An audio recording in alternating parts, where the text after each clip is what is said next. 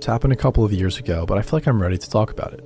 In 2016, I had just turned 18 and was in my second semester of community college. I was lucky to go take a few specialized classes that were requirements for my major. These classes required me to drive about 45 minutes every Monday, Wednesday, and Friday to the main campus of my community college system. That's relevant because I was going to a town that I didn't know much about and didn't know anyone who lived there. There was a man in my class named Eddie.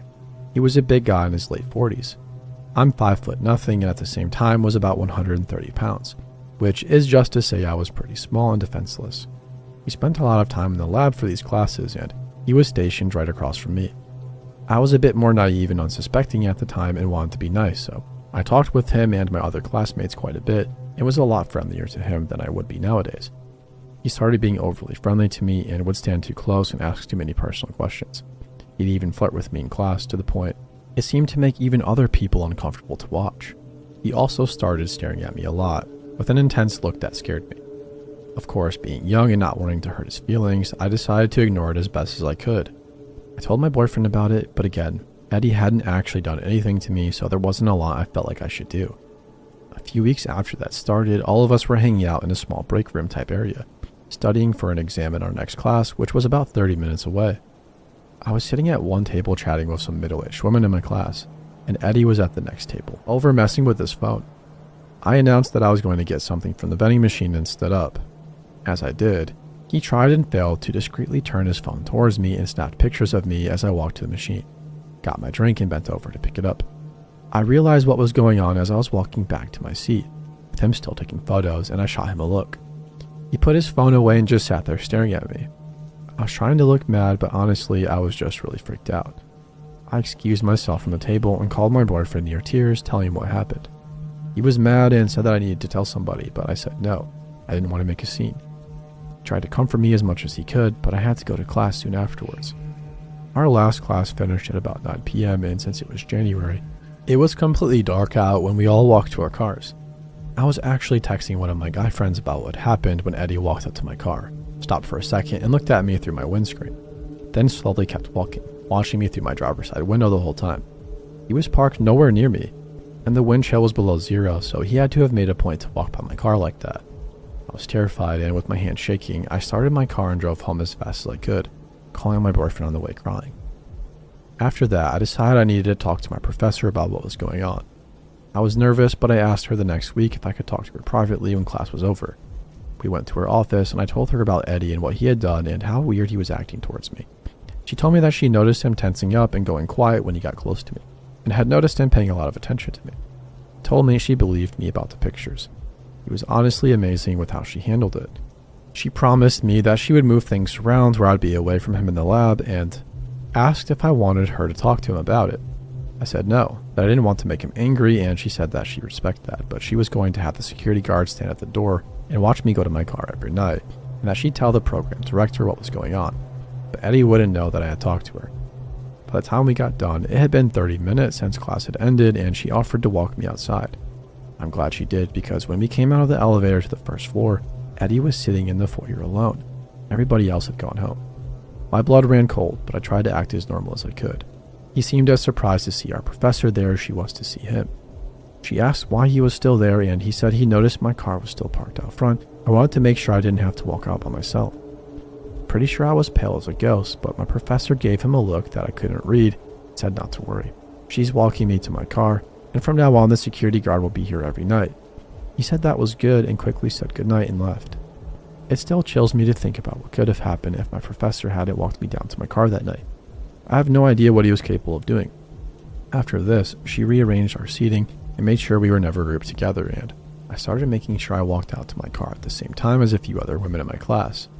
The security guard was usually in the foyer, and we only had a couple months left of class, so there wasn't really any other incidents, but I still caught him staring at me sometimes, and he still looked like he had pure rage in him. It's been a few years. I don't go to that school anymore, and I'm moving to a completely different city soon. I'm a lot more assertive and stronger now. But Eddie, you're a creep, and please stay away from me.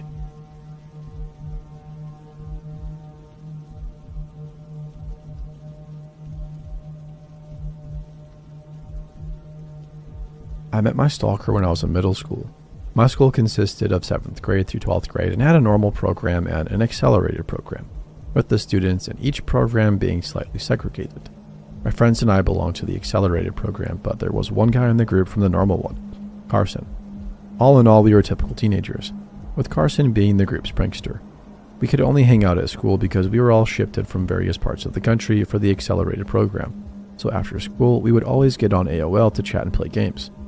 Online we had even more friends, as we would invite our local friends to chat with us. One day Carson invited his friend Steve to join the chat. He was nice and contributed a lot to the conversation. We learned Steve actually attended our school, but he was in the normal program and had a different lunch period than the rest of us, so we had almost no chance of crossing paths. We insisted on meeting him, however, and scheduled for Steve to come to my locker before first period. The next morning we waited and Steve never came. My friends and I did have a short exchange with another kid, Marco, which consisted of us telling him to go away. Marco had been Carson's satellite since the beginning of the year. Wherever Carson went, Marco would stand 10 to 15 feet away just watching us. We had tried being friends with him, but he was simply too strange for us. He would touch your face unexpectedly, or try and sneak up behind you to bite you, or tell you he wanted to see you inside out. His list of strange behaviors was a mile long. A few days after Steve failed to come meet us, it came to light that Steve was really Marco, and that the whole thing was one of Carson's pranks. Considering Marco had been a pleasant addition to the chat as Steve, we gave him another chance to join the real group. Besides Carson, I was the only person that really gave Marco a chance. He still did weird things that he'd always been doing, but it was now apparent that it was all an act to get attention for being the weird guy. Marco was being abused at home by his mom's boyfriend. He rarely saw his mom because she worked so much. Marco was the poster child for bad attention, is still attention. Still, my friends wanted him out of the group, and I repeatedly found myself arguing his case to let him stay. Once I caught an older student, a boy that lived on my street, beating Marco up. Being much larger than either of us, he literally was picking Marco up and slaying him into the lockers while calling him a freak. Knowing the bully and his mom, I did what my signature move at the time was, and kicked him in the balls while threatening to tell to his parents about how he was treating me and my friends. I believe this was the catalyst for years of torment, as Marco became my satellite after that day. At school, Marco followed me any chance he got. At home, Marco messaged me nonstop, typically in private chat, as my other friends wanted nothing to do with him. I felt bad because he was a sweet kid, besides his attention-seeking stunts, and no one should have to go through life with no friends. Eventually, Marco asked me out, which I politely declined. He was my friend, but not the type of guy I would ever be interested in dating. But he was persistent, begging me to give him a chance. Over and over again, I would have to tell him no. One day, his approach changed. You will go out with me, or I will show your mom all of our chat logs. There was nothing especially bad in the logs. I wasn't drinking or doing drugs or really anything bad, but I was pretty depressed at the time, and sometimes talked about that and might have been a little bit embarrassed. If my parents saw that, I could effectively kiss my freedom and privacy goodbye. I bluffed him, telling him good luck with any attempts to convince my parents to believe him over me, which seemed to work. I wasn't very impressed with the stunt and stopped talking to him. A few weeks went by and Marco came crawling back, begging for forgiveness. I eventually caved, allowing him back into the group. At first he was well behaved again, but slowly he started pestering me to be his girlfriend. Over the course of high school, he tried many different methods: begging, blackmailing, attacking my self-esteem. You're ugly or you're a slut. Catfishing, threatening any guys I dated, threatening a lot more than just that. But I tried to be nice at first and eventually had to get pretty mean in how I said no. His behavior would always reach a boiling point that forced me to cut him out of our friend group. It was nearly impossible to actually get rid of him, however. Online, he would create dozens of new accounts to send messages from, overwhelming my attempts to block him. He would call my phone all night long and leave woeful messages about how lonely he was, and just constantly blackmailing if I stopped being his friend. He would show up at my house and stand outside my bedroom window randomly. When my parents had parties, 4th of July, Thanksgiving, Halloween, etc., he always managed to find out and show up. Their parties were always pretty big with an open door policy, so he'd slip in, typically in disguise. He'd then ultimately do something to get thrown out, like get belligerently drunk or stuff his face with finger foods, then put them back on the serving platters. The first time I really felt that Marco might actually be a threat was at one of my parents' Halloween parties when we were 16. One of my dad's friends had a son our age, Tim, who was a bit of a jerk. He fancied himself pretty cool and thought it would be fun to pick a fight with the weird kid to make a display of his own superior strength. Marco accepted his challenge. We all knew he was about to get the crap beat out of him. Going out into the streets, Tim towered over Marco. That year, Marco was dressed as Alex from A Clockwork Orange, his favorite book, with his costume including a cane. He swung the cane at Tim, hitting him in the head with it. Tim went down quickly and Marco beat him until an adult intervened and sent him home. Marco's go-to threat whenever I had a boyfriend was, I'll beat him to death with a shovel and then use it to bury his body. Suddenly, his threat seemed like something he'd be capable of. Our senior year of high school, Marco's dad died in prison. He learned the real reason his dad was in prison was for murdering somebody. He'd always thought his dad was in for drugs, and Marco started to spiral out of control. He said his dad was a murderer, so he must also be doomed to be a murderer. He dropped out of school halfway through the year. My brother said after I'd left home for college, Marco came to the house looking for me a few times. Once he figured out I wasn't there, he'd just come and stand in front of the yard aimlessly, playing with a big lighter, until somebody threatened to call the police. One of my biggest worries was that he tried to set their house on fire in some weird way of trying to punish me. When I'd go home with my boyfriend, he'd always show up at my parents' house. At one point, he tried to intimidate my boyfriend into breaking up with me by showing him he had a hunting knife. It was always a big ordeal getting him to leave. A lot of the issues have now eased up just due to the distance and time. I don't use much social media anymore, and I'm able to semi-block people on my phone. It's a bit weird. I can see when a blocked number tries to call me but it doesn't ring, and I'm able to receive voicemails and text messages from blocked numbers but not pictures. Initially, he was calling and texting every day. Hundreds of messages. I tried asking him to stop, but this only encouraged him. My family no longer lives in that area, so I'm significantly less worried for their safety. I found the most successful way of dealing with Marco is simply ignoring him. Eventually, his messages dwindled down to once a week, then once a month. Now, I maybe hear from him officially once a year. His message is typically something along the lines of, "Please just be my friend. I won't try anything more. I need you in my life."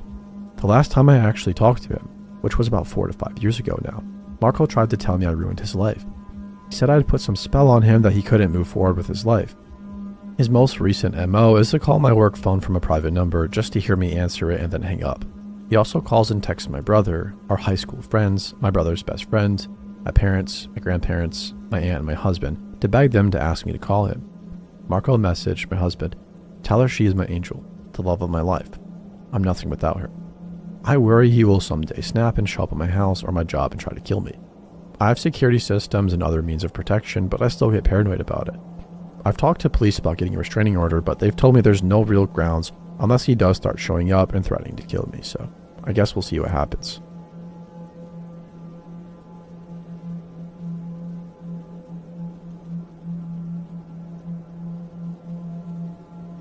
I was 15. Dumpy, plumpy, and chumpy. It was my second annual summertime mission trip with my youth group from church, and I was excited to meet boys and help some old people in the rural area to repair their houses. The trips were large, organized events, drawing youth groups from a large region of the US. I was always pretty bookish, so spending a week outside with my friends was always a different/fun experience. I was friendlier than usual on these trips. I would trade addresses with anybody who wanted to kit on these trips. I thought everybody wanted to be my friend on these trips. That particular year, I met a man, Brett. He was on the trip in a youth leader capacity, being that he was in his mid-20s and in college, as opposed to the middle/high school teenagers the trips were intended for. He mingled with the teens the same as the other leaders, and we all got on well, and everything was super fun and great, as innocent as it can be on the trip. I didn't think much about him at all, much less think twice about swapping addresses and phone numbers with him at the end of the trip. I did that with all my friends. A week later, after getting home from the trip, I receive a letter from Brett. I write him back, simple enough. I guess we're pen pal now, it's cool. A couple weeks later, I get another letter from Brett along with a prepaid phone card so I could call him, if I wanted to.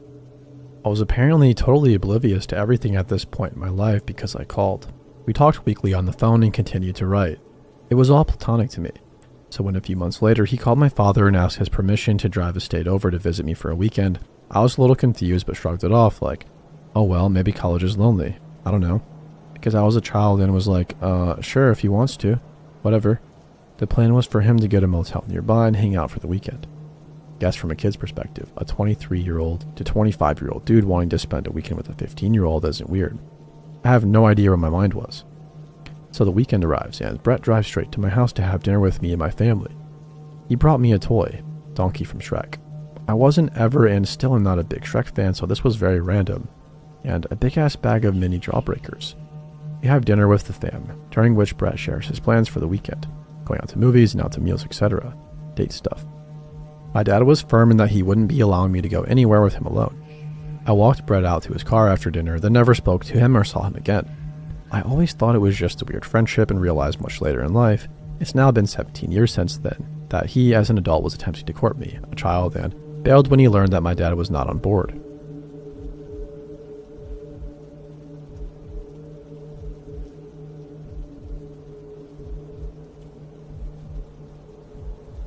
Growing up in the bottom was sometimes difficult. When the flood came every year, it severely limited my roaming area. Unless the flood was actually in our yard, which was a rare occurrence, most of the kids from the bottom would normally wind up playing football or baseball in our yard. Altogether, there were probably 8 or 10 kids that would get together. The kids from the bottom and some other neighbors. We'd choose teams and play whatever games was popular at that moment. When we moved away in November of 1984, it was a sad time for me because I was leaving behind the only friends I'd ever known, some of whom I'd known since kindergarten. I was 15 when we moved away from Kennefic and the bottom. We moved for several reasons. My father got a better job offer in another state. My mom had attended a college for cake decorating and wanted to start her own business in a bigger town. And our trailer house was starting to show its age. I think the most important reason my parents decided to move was that the population of Kennefic and the bottom had grown. The bottom being what it was, it attracted a less than perfect quality of resident. In the last few years that we lived there, the police were coming out more and more often. Bottom seemed to become a refuge for those who weren't on the best of terms with the law enforcement community. There were more and more cars and trucks driving faster than was safe at all hours of the night. It was a rare weekend that we didn't see blue and red lights go whizzing by our house or hear a screaming siren. One night, a helicopter landed in the field across from our house and was met by an ambulance a few minutes later. We heard later that somebody had broken into a house in the bottom and had been shot. It wasn't that tight-knit little community anymore. There were more and more strange cars and faces. Summer of 1984 was eventful for me on several levels. I turned 15 in July and got my first razor amongst my other gifts. My voice had finally stopped squeaking. I grew to 5'10". I'm 6'1" now. I was a cornerback on the high school football team. Dad was teaching me how to work on cars by fixing up an old 73 Cougar for me to finally have when I got my license. And I was in love with a girl who lived down the street from us. Her name was Heather, and she consumed my every thought, wish, and desire. We'd known each other since her family moved in about a year after us, and we'd ridden the bus together for almost 9 years. She was my first crush, first kiss, first love, and first heartbreak. Heather was a year younger than me, and we went from hating each other in elementary school to tolerating each other in junior high. When I started high school, she was still in junior high, so we went to different schools. I can remember the first day I noticed her as something other than that skinny little black-haired girl from down the street. It was when school started after the Christmas vacation, and she got on the bus and was wearing new glasses. Weird, I know, but those glasses seemed to magnify the prettiest green eyes I'd ever seen. She'd caught me staring at her as she walked by to sit with her friends and smiled at me. Braces. Wow. By the time she started high school the next year, we were a serious item.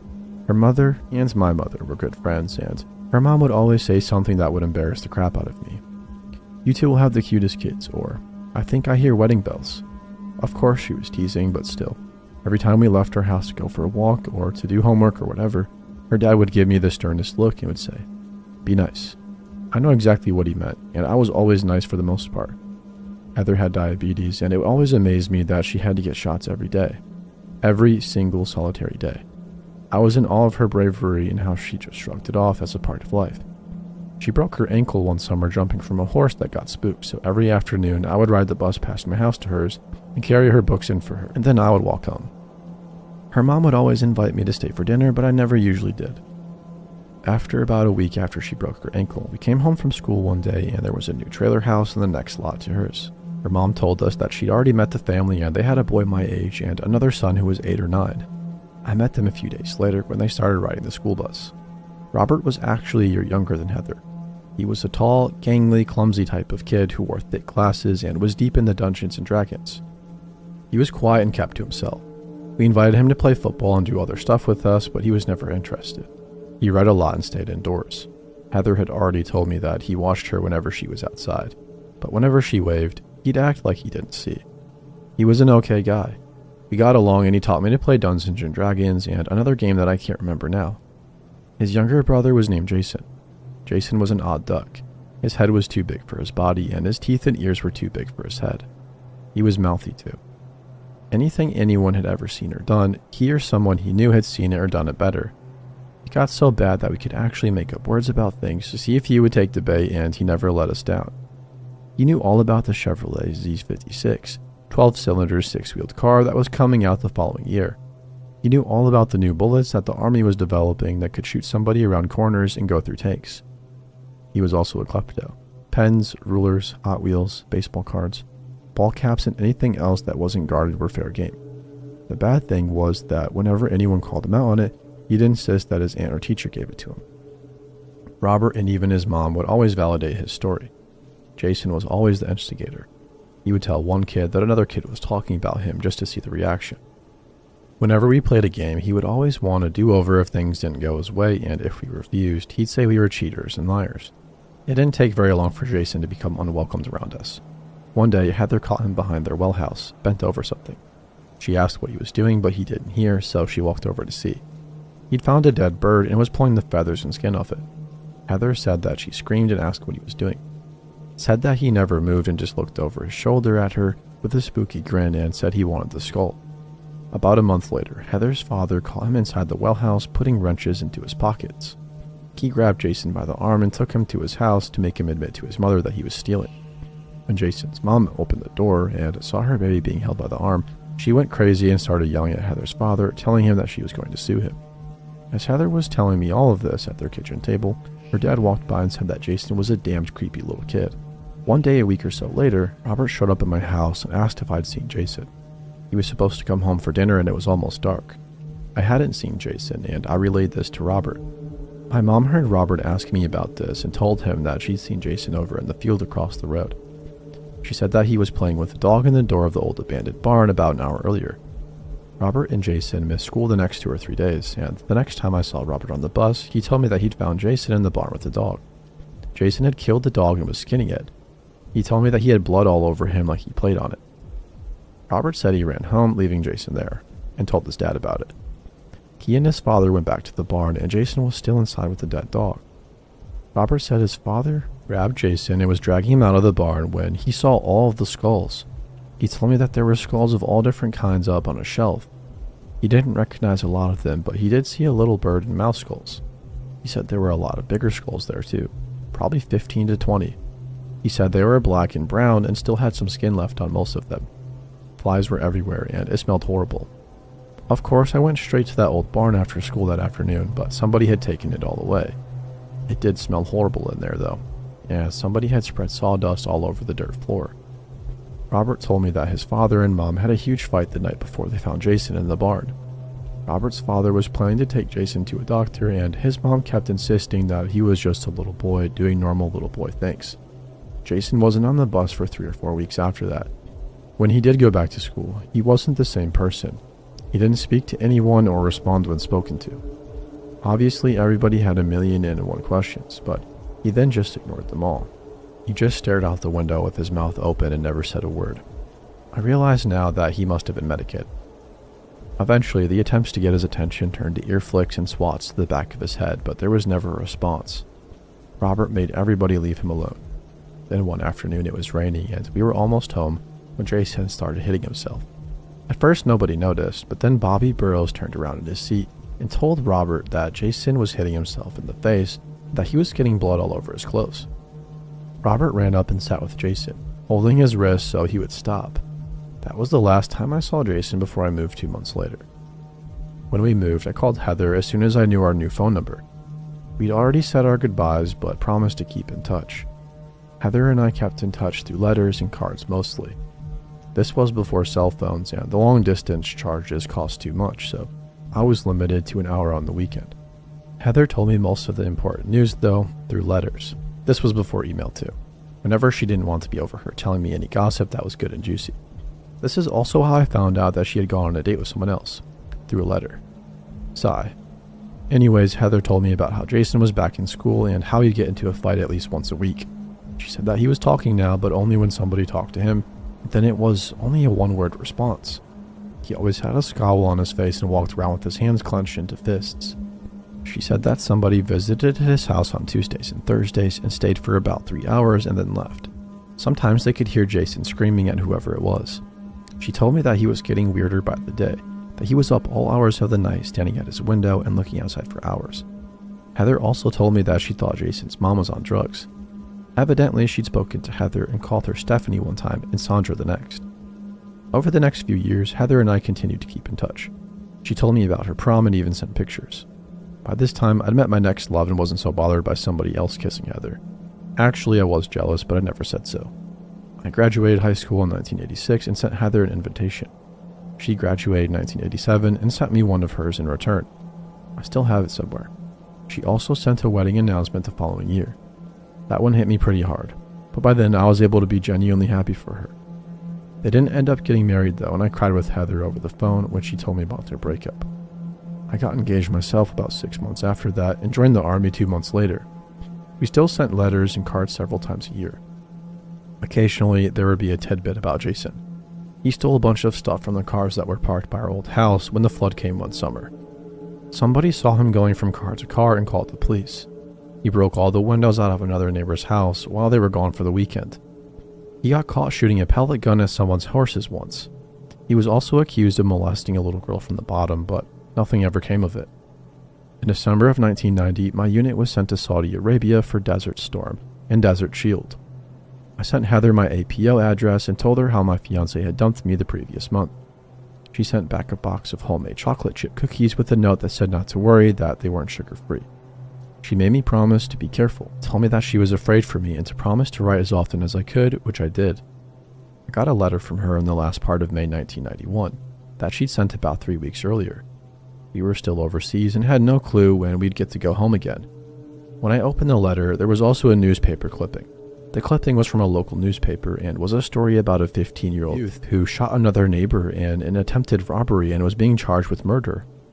The name of the youth was withheld because of his age, but it listed the name of the woman, Valerie. At first I thought Heather sent the clipping because we both knew Valerie. She lived 2 houses down from me, between the house where I lived and Heather's. She was a nice, bubbly, happy woman. She had a huge Great Dane named Rontu, and she painted. She was one of those people who was never in a bad mood and never had a bad word to say about anyone. She was one of the few genuinely nice people I'd ever known. She was one of those people who made the world better just by being in it. My heart stopped for a minute when I realized it was her who had been shot. I'd harbored a secret crush on Valerie when I lived there. After I read the clipping, I read Heather's letter. After she told me that she hoped I was okay and would be coming home soon, she relayed what happened. Evidently, Jason had met some of the rougher elements who lived in the bottom and started using drugs. He'd been in some more trouble here and there, and it got worse after his mother left earlier that year. Robert got married and moved to another town. He visited one night and he and Jason got into a huge fight. Heather was able to hear everything because it was a cool night and she opened the windows for some fresh air. Her parents were gone somewhere and the air conditioner, a window unit, was too loud. She went on to say that she heard them fighting and crashing into the walls and breaking things. She told me that one of them got pushed into a window and even broke it. Said that Jason was screaming so loud that his voice would crack. After about 15 minutes of this, it got quiet, and then Robert left. Heather said that she could hear Jason crying and ranting and screaming to himself. Then she saw him walking in front of her house towards Valerie's place. Valerie's husband worked at a grocery store called Brookshire Brothers in Dayton during the day and went to college at night. He was also in the National Guard and was gone 1 weekend a month and 2 weeks during the summer. Instead of getting up early on Saturday morning and driving to wherever he went for his National Guard weekends, he would leave on Friday night. Whenever he was gone, Valerie's niece would stay with her. Jason was in love with her niece. I can't remember her name now, and I never knew her when I lived there. Heather told me that she didn't give it much thought because she was trying to concentrate on her books, but then she heard shouting and saw Jason storming back to his house. She just assumed that Valerie didn't want him at her house, especially if he was high on something. Heather, who was a junior in college at this time, was studying and forgot all about it until she heard shouting again from Valerie's place about half an hour later. She said that she could hear crying too, and she could also hear Jason shouting. She turned off her desk lamp so she could see outside better, and when she looked, the front door of Valerie's house was standing open. Heather said that she was just getting ready to call the police when she heard the shot and saw Jason run out the door and head back to his own house. Heather said it scared her so bad that she couldn't move. She sat in the dark watching and listening, but afraid to draw attention to herself by moving or making any noise. Heather said that he was home for about 15 minutes, and then got into his car and left. When he was out of sight, she ran over to Valerie's house. Mr. Votal, who lived between Heather and Valerie, was already there and was calling the police. Valerie's niece was sitting on the sofa with her legs pulled up to her chest, hugging her niece. She was hysterical and crying. Mr. Votal wouldn't let Heather go into the bedroom. Heather said that he told her in a voice that was much older than it should have been to keep the door closed, that she didn't want to see anything in there. Then he told her to care for the little girl. Then they waited until the authorities arrived. Heather went on to tell me that according to the niece's statement, Jason asked if he could sit and talk for a few minutes, but Valerie didn't think it was a good idea.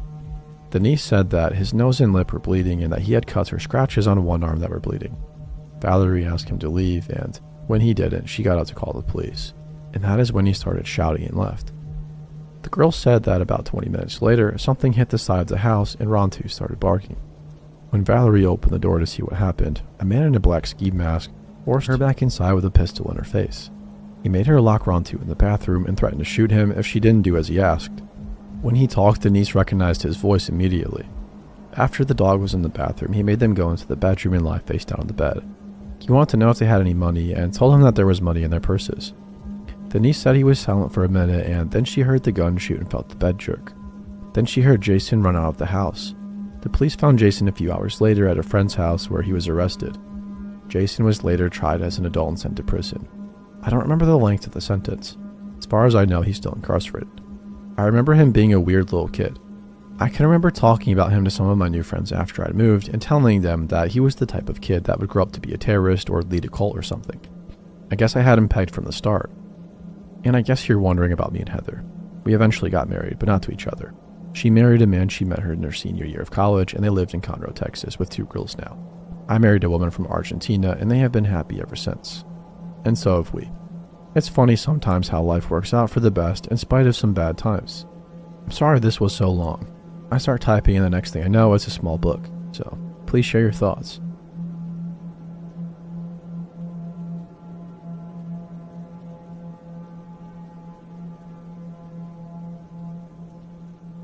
So this happened in 2013.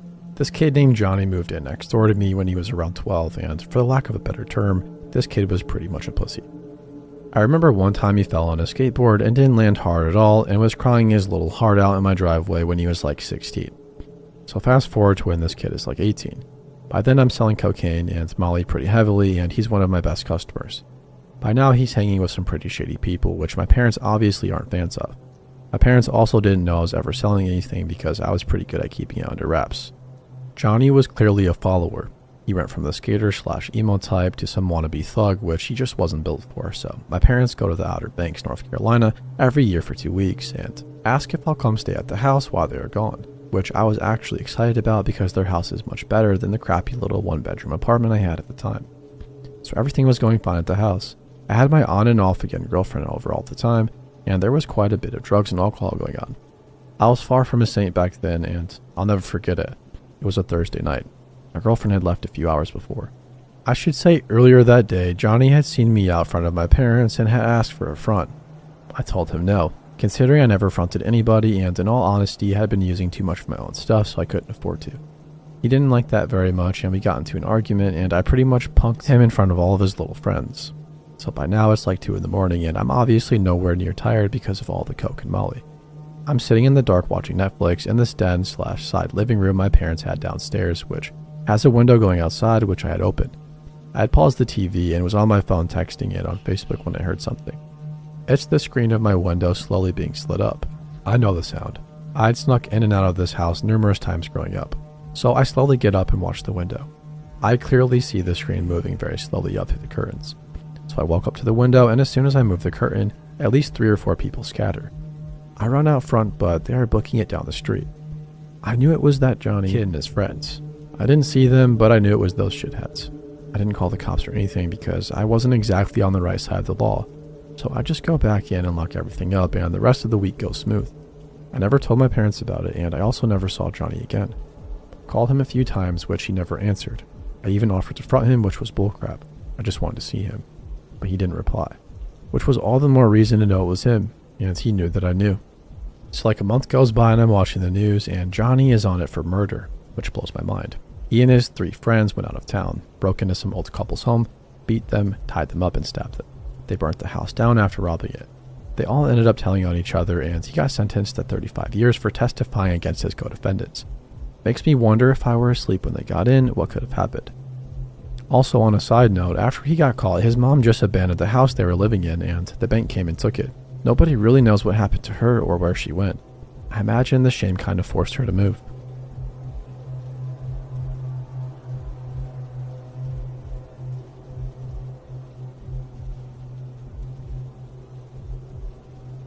This is my story, and it's nice getting it off my chest.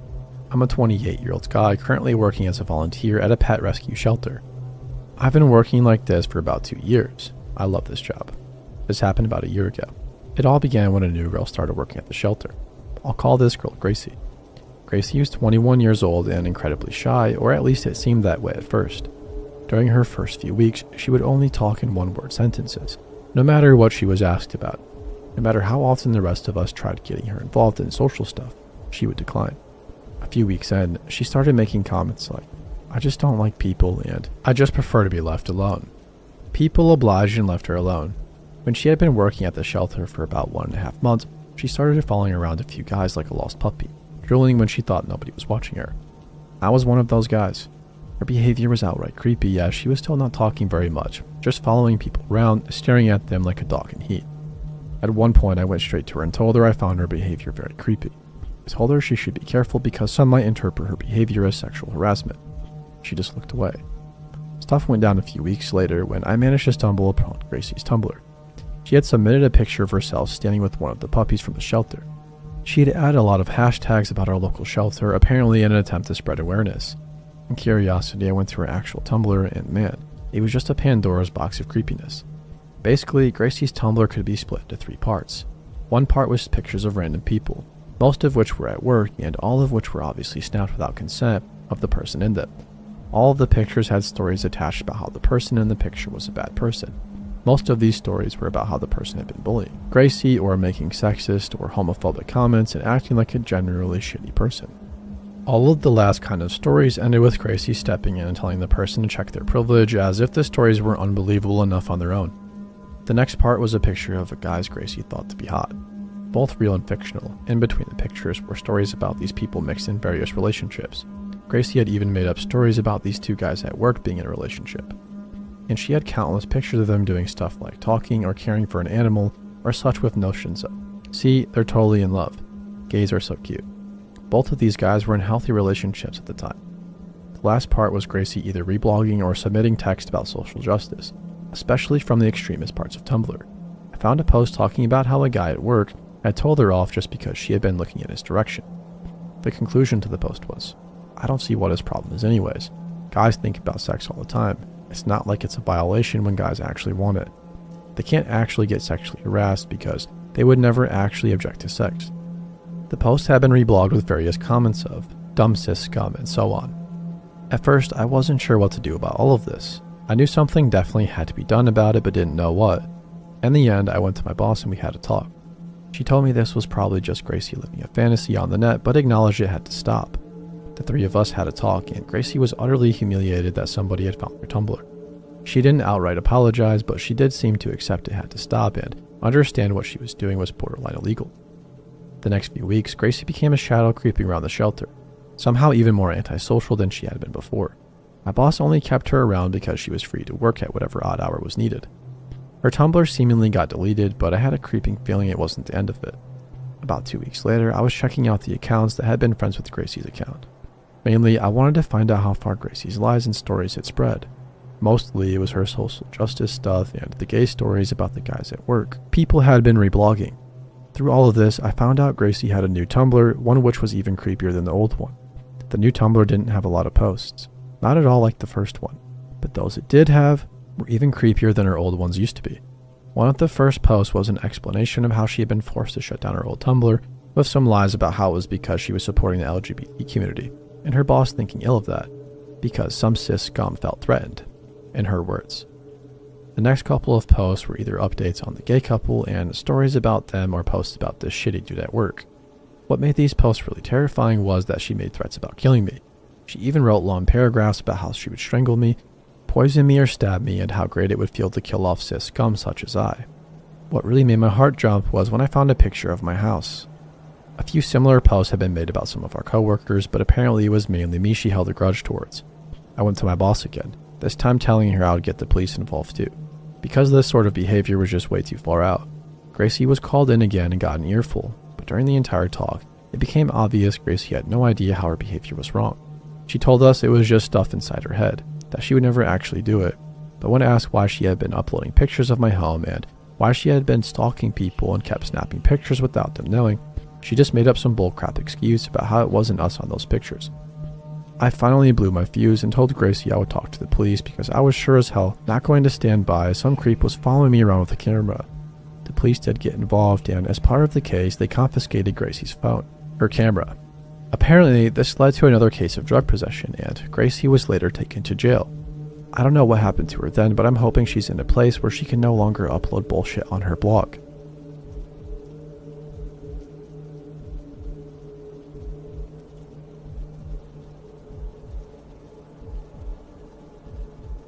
This happened in 2011. I just got out of a rough relationship a few months prior to this happening. My friends encouraged me to try dating again, so I caved and made a profile on the website Plenty of Fish. I was surprised with how many messages I'd received within the first few hours. Most were just people saying hi or asking to hook up, but I wasn't looking for that, so I ignored those messages. After about a week, a guy roughly an hour away from me messaged me. He was cute enough, so I messaged back. The conversation was pretty casual at first. He asked if I'd like to go for a coffee sometime. Not thinking anything of it, I said sure. This is when it got weird. He started to get pushy and asked when we could go grab a coffee. I told him I didn't have my own car, so I'd have to borrow my mom's car to meet up with him. He offered to come pick me up, but I wasn't comfortable with that idea. The next message made my blood run cold. It read, "I'm sure your hometown isn't that big. If I knocked on a few doors, somebody would be able to tell me where you lived." "Are you crazy?" I replied. "I'm sorry, but that's pretty creepy." This pissed him off. He messaged me multiple times after this. I said, "You know I have a gun, right? I could shoot you and make you disappear. Nobody would look for you. You're nothing but a slut. I could kill you and you're dirty. I'll throw you down a well, nobody would ever find you." I was really scared at this point, so I asked him to please leave me alone. He replied with the following, "I know where your hometown is. It's not a big town. I can find you." At this point, I'd had enough and I blocked him. I reported his account to Plenty of Fish and deleted my account. I was really on edge for the next few weeks after that. I was afraid he was actually going to come look for me.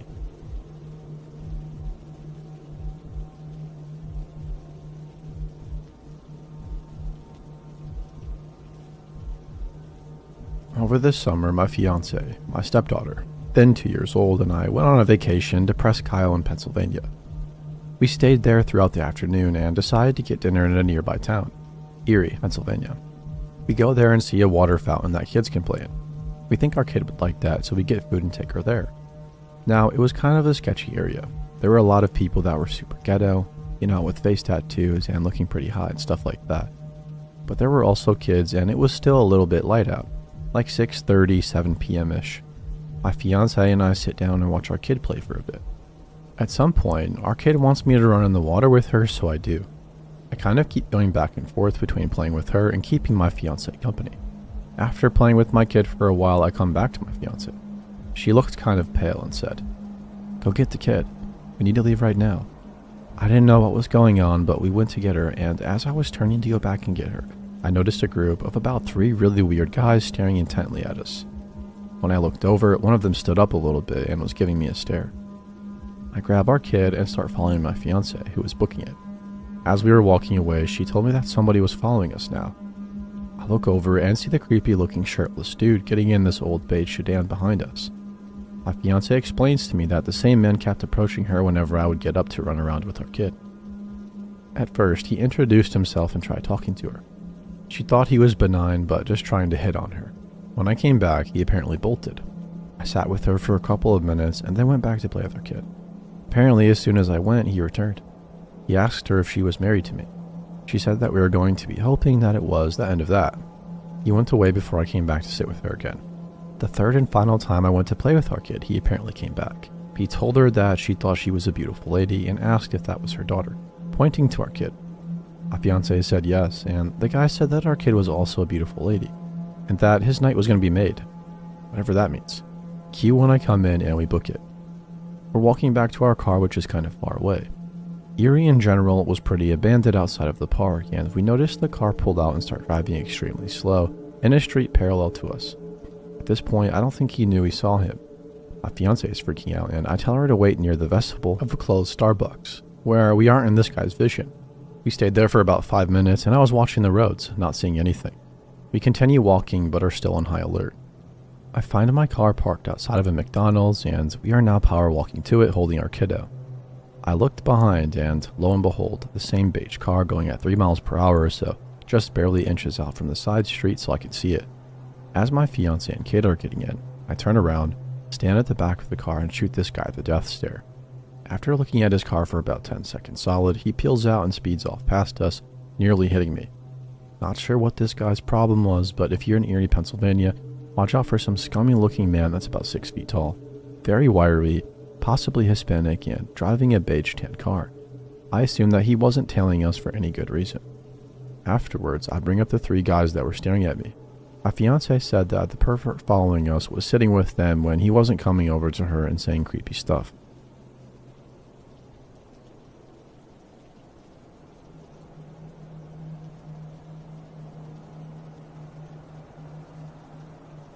I have to apologize in advance. I'm not the most amazing storyteller. I'm going to try to write everything down as I remember it happening, though. My brother is an avid Redditor, and he told me I should post my story to the sub, so here we go. I used to date a guy named Norman back in high school. I'm 29 now and have a 9-year-old daughter, so this must have been 12 to 13 years ago, roughly. I guess we were each other's first real love or relationship, if you will, and we even wore promise rings, which was a pretty big deal back then. We talked about getting married and what our life together would be like. Basically things people say or do when they've been together for a year as teenagers. As things go, we began to argue and fell into a cycle of breaking up and getting back together.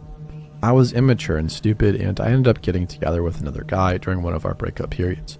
It became a messy love triangle situation, and Norman and I finished for good after I chose this other guy. Not my proudest moment, but I was 17 and stupid. Fast forward a few years, I made a Facebook account, and out of curiosity, one day I looked up Norman. We added each other on Facebook, and I messaged him apologizing for what happened between us. I was happily married by that time, and we just had my daughter.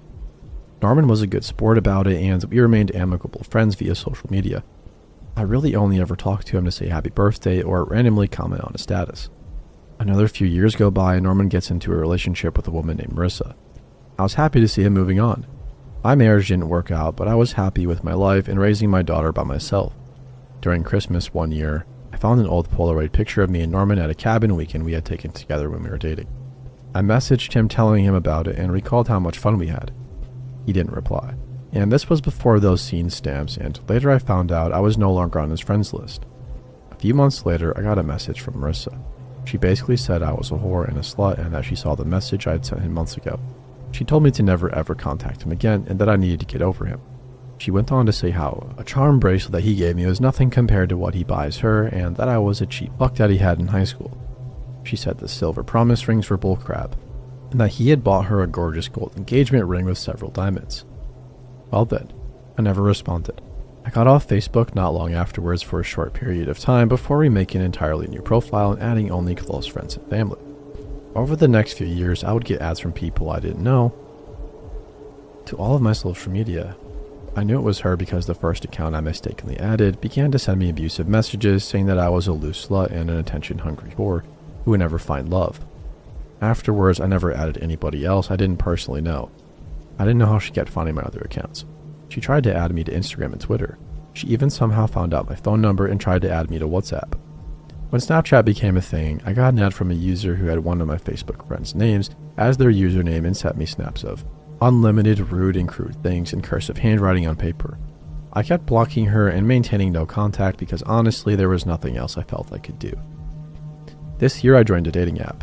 I met a guy within the first week of being on it who I thought was amazing. His name was Nate, and he had a fair few pictures of himself. He was average looking, so it didn't raise any flags with me that this suspiciously model looking guy was trying to talk to me. He said he had an Android phone, so he couldn't FaceTime, but we could talk on the phone. It was definitely a man's voice. We texted a lot over the next few weeks, and things seemed to be going well enough to lead to a meetup. We scheduled a time and place. A week before he asked me about past relationships. I didn't think too much of it when he asked me about my first real relationship. He seemed keen on details and asked me if I still had feelings for my ex. I reassured him I didn't, but that I also didn't date him because I was the one who messed up and he was actually a really good guy. We talked a lot about that relationship, and then he said he was looking forward to meeting me. We had chosen to meet at an outdoor cafe because I didn't like the idea of meeting at my house without me actually knowing how this guy was. I was so excited. It was my first date in a long time. So imagine my confusion when I saw a woman spot me and smile and start walking over. I was too shocked to say anything when she sat down, and yes, it was Marissa. She looked so smug, and she said, "Hey babe," and kept smiling. She confessed it was her. At that point, I honestly just wanted to know why. What did I ever do to this chick to get all these reactions from her and for her to actually invest time in doing all this to me? Basically, this is what she told me. Almost 6 years ago now, when she and Norman got together, he told her all about me and our first relationship. She went on his friends list and saw me there and went through all of my pictures and posts, trying to see what he saw in you. Then when I messaged him, she confronted him over why I had any pictures of him and me still, and why he needed to have me on Facebook. He deleted me and promised her to not talk to me again. She told me that she hated me and I was stupid, and that I was a bad person who loves playing games with people's emotions, and that she wanted to give me a taste of it. She said that she made up accounts so she could keep an eye on me and make sure I wasn't going to be in the same city as her and Norman. I live right outside their city, by the way. She would walk by places I'd be at if I were to make sure he wasn't meeting up with her in secret. She knew where I worked through my LinkedIn. She said the guy who I spoke to on the phone as Nate was her friend who was in on it and wanted to see me go down as well. She said she originally planned to make me fall in love with Nate and then cheat on me, but she couldn't stand to wait too long. The most disturbing part was when it came to my daughter. This woman had actually become extremely fixated on my daughter. She was convinced that she shared some of Norman's features and became obsessed, thinking that I had a kid with whom I kept secret from him. She told me to not even think about suddenly revealing it to him and some ploy to get back together with him and that she would be the only one to give him a baby. I was beyond horrified. It's not very exciting, but all I remember doing was getting up from the table and telling her to never contact me again.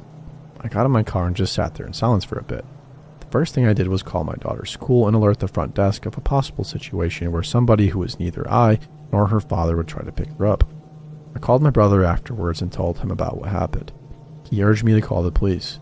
I did, but ended up getting the whole spiel about how if I don't have any documented proof it's her, or her saying any of these things, he couldn't help me out much.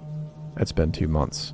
I haven't heard anything from her, and my brother thinks that maybe she got what she wanted by asserting herself, as Norman's one and only, and now she would leave me alone. Still, I have massive paranoia when it comes to what I post on social media and where she might be lurking next.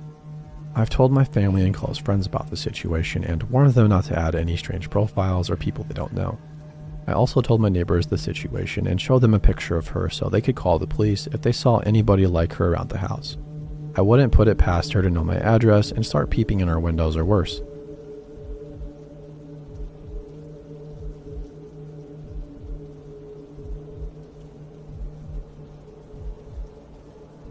I used to work at Borders way back when. Though I had another job at the mall, something about being at the bookstore made me much more recognizable, I guess. I often had people approach me when I was on the street or ask me about the store sales, etc. while I was at a drive-thru window. It was mostly harmless stuff, though I got some creeps on occasion. At the time, I had a dating profile up, but I had to take it down because I started getting weird messages from men saying they saw me at the grocery store or something and wanted to touch themselves. Just bizarre stuff.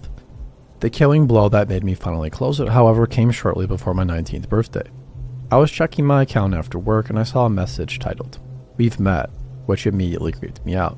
I clicked on it and it said, "Sort of," before proceeding to go into this very weird graphic depiction of this guy who was apparently so thrilled by my cashiering skills that I turned him on.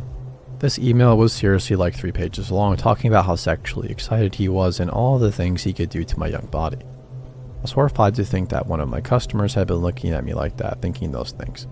I clicked on his profile. No photo. It said he was 56 and single, but no other information was given. I needed to know what he looked like, which is the only reason I replied, and I imagined that was his game all along. I didn't respond to any of the stuff he said, but I asked him if he'd send me a photo. He told me that he couldn't put one up because he's sort of a public figure, but he told me he'd email it to me. It took him 2 days to get back to me. Those were 2 very long days. While I waited, I looked at my message history and discovered that this guy had actually written me many times.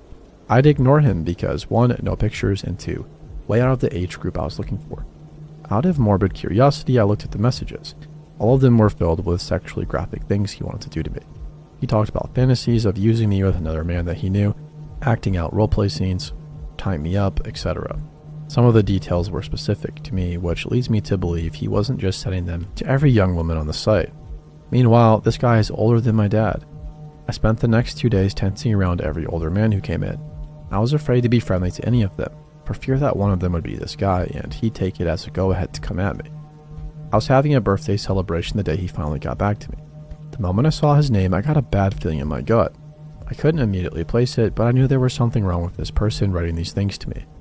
I stared at it for a moment, positive I knew this guy, but my brain would not let it click.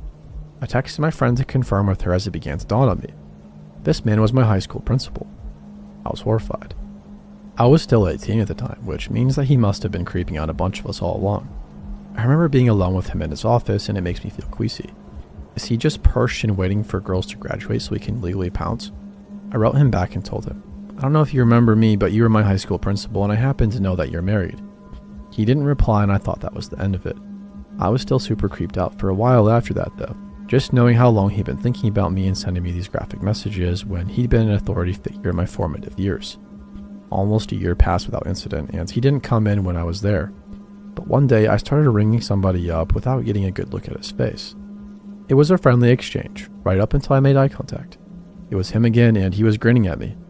I put his stuff in his bag and turned away from the register, but he stayed where he was. I pretended to organize some returns, but he just kept standing there silently, not moving or anything. I knew he was watching me, but I didn't want to look. The moment lasted far too long, so I finally grabbed my headset and asked the manager to come to the front of the store. He hurried out after that and I never saw him again. Edit. I was going to mention this before, but the post was already so long. Because this had been a common question though, it turned out he had recently retired, so he no longer worked with children. Regardless, I still contemplated putting the information out there, but I realized there wasn't a whole lot I could really do at that point. Technically, he wasn't committing any crimes, just describing kinky fantasies to a legal adult. I thought about it for a long time and discussed it with people in my life, including a parent who worked with the school, and it just didn't seem worth the risk. It was a smaller area and I didn't know what might happen to me. Now, I probably would have done something anyway, but I was a kid at the time. As for his wife, again, I thought about contacting her. My friend's mom knew her and I had email evidence. However, he only sent his photo through an identifiable account, and I learned from a friend's experience years prior that it was risky to get involved in marital affairs. I didn't know their situation and there was a chance his wife may have already suspected his infidelity, but remained in denial because she didn't want her marriage to end. In those situations, sometimes the woman will lash out at her husband's victim because she can't lash out at her husband. My mom and several other older women told me not to get involved too, so I didn't. Again, that might not have been the right move, but even today, I'm not sure if it was. To be clear, this was over a decade ago. I do still have the final email somewhere, but I'm not sure if I have the ones he sent me on the dating site. They may have just been connected to the account, possibly lost when I deleted it. I think I may have screenshotted them, but that was like 4 computers ago, so I can't be sure now. I no longer live in that area, and frankly, I feel like it's more likely to invite unwelcome attention onto me than onto him. He could be dead for now, all I know.